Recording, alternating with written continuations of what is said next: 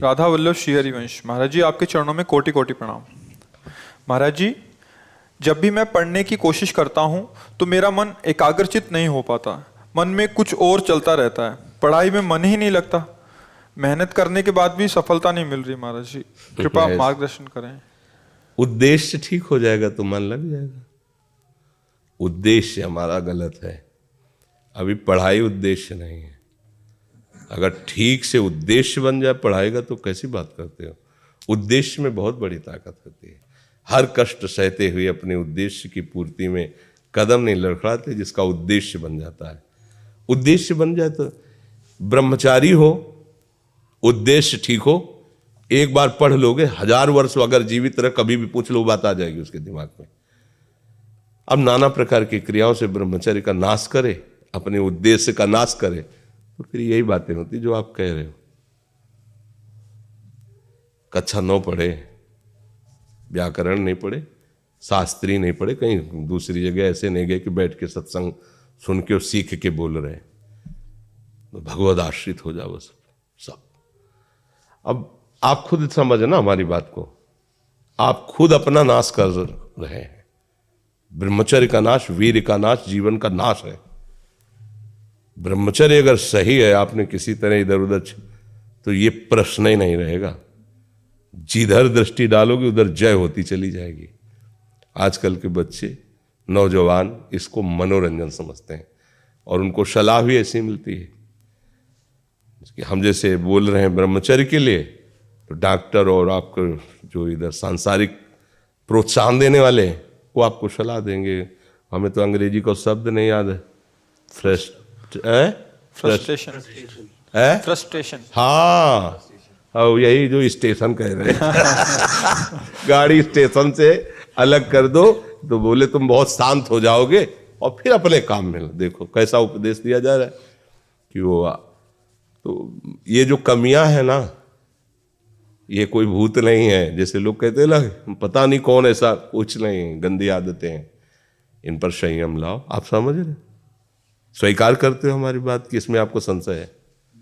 हाँ, तो आप देखो, हम आज ही सत्संग में बोल रहे थे, हमारे रक्त का स्वभाव है ऐसे, जैसे कट जाए ना तो उसका स्वभाव थोड़ी देर में गाढ़ा होने की कोशिश करेगा। यदि कहीं फ्लो वाली नस कट गई तब तो आपको वहाँ डॉक्टरी की जरूरत है। अगर ऐसे कहीं त्वचा में ऐसे, तो उसका स्वभाव गाढ़ा हो जाना, वो थोड़ी ही देर में वो अपने आप को बांध लेगा, क्योंकि रक्त का एक स्वभाव होता है। अगर वो बाहर किसी तरह भी आया तो ठंडा होकर गाढ़ा हो जाएगा, वो रोक लेगा। इसकी आखिरी परिणति है वीर्य, वो स्वयं से नहीं निकलता, वो इससे भी गाढ़ी वस्तु है, वो घर्षण से निकलता है। अगर आप उसको गर्म न करें चिंतन के द्वारा, क्रिया के द्वारा, तो नहीं निकलेगा। और जब हम उसको, तो फिर वो जीवन को नष्ट, प्राय इस पर बच्चे ध्यान ही नहीं देते कि ये कोई मार्ग भी है।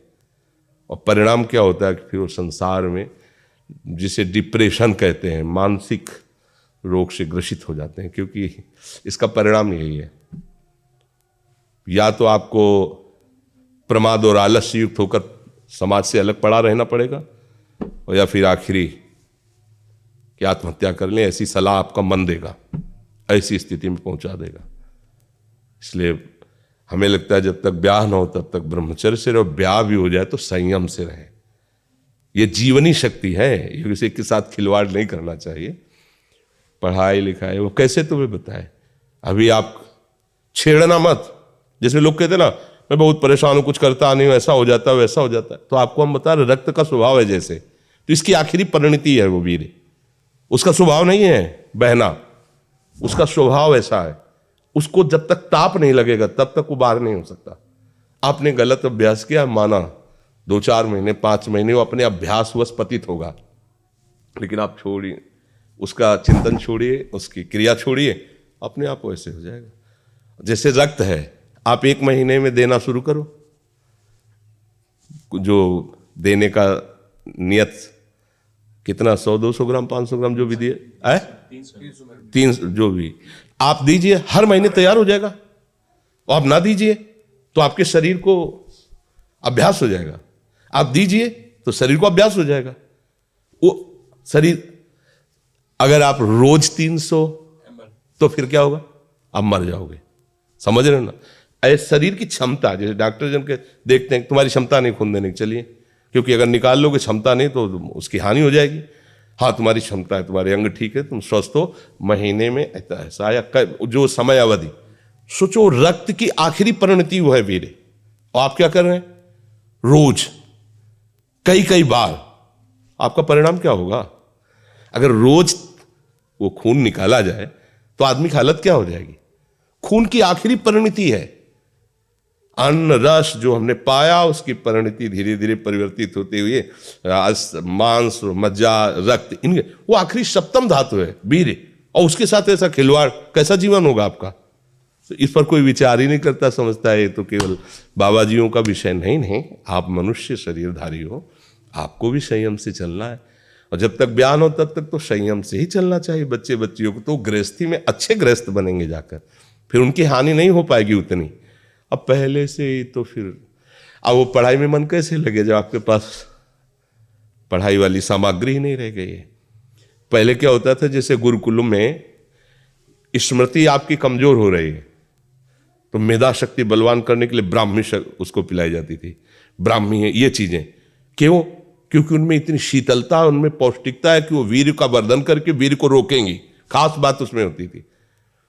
अब हम इस बात को ना समझ करके फ्रेंड बनाते हैं और वो विनाश का खेल खेलते हैं जो हमारी सारी सांसारिक और पारमार्थिक दोनों उन्नति का नाश कर देता है।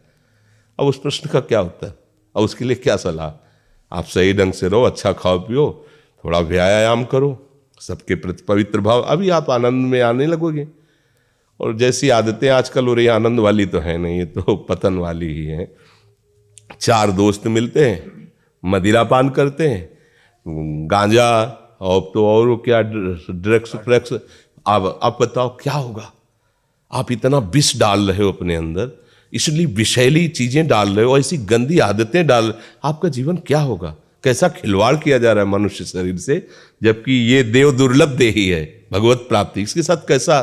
तो बच्चों को ना तो सत्संग मिल रहा है, ना शास्त्र स्वाध्याय मिल रहा है, ऐसा ही संग मिल रहा है जो पतन का कारण क्या हो रहा है। अच्छा, बहुत पढ़े लिखे हो और शराब पी के नाली के कीड़े की तरह पड़े हो, माता पिता का अपमान कर रहे हो, मनमानी बेविचार कर रहे हो, पढ़ाई लिखाई क्या हुआ? पढ़ा लिखा से भाई विद्या तो वही जो विनय, पवित्रता, शालीनता, सभ्यता, नम्रता, ये तो सद्गुण विद्या में आज की रह नहीं रहे। पढ़े लिखे माता पिता को ऐसे डांट देते जैसे कोई नौकर से बात करता है। हम स्वतंत्र हैं। अरे विषयों के गुलाम तू कब स्वतंत्र हो गया? स्वतंत्र तो परमहंस जन होते हैं जिन्होंने इंद्रियों को अब जीत लिया और भगवद आनंद में मस्त हो, वो स्वतंत्र हैं। इंद्रियों के गुलाम तुम स्वतंत्र हो? जो विषय जब चाहता है तुम्हें गिरा, तुम स्वतंत्र हो? माता पिता, गुरु, शास्त्र, इनकी परतंत्रता स्वीकार करने वाला ही स्वतंत्र होता है। ये मनमानी आचरण जो आजकल समाज में विस्तृत हो रहे हैं ना, ये पतन, अशांति और पाप का कारण बनते हैं, जो बहुत हानिकारक है। तो बच्चा सावधानी से रहो, जो बचा है उसको संभाल लो। जीवन जब से ज्ञान हो जाए तब से अपने को संभाल ले। भाई पूर्व में गलती हो गई, आगे सुधार लेते हैं।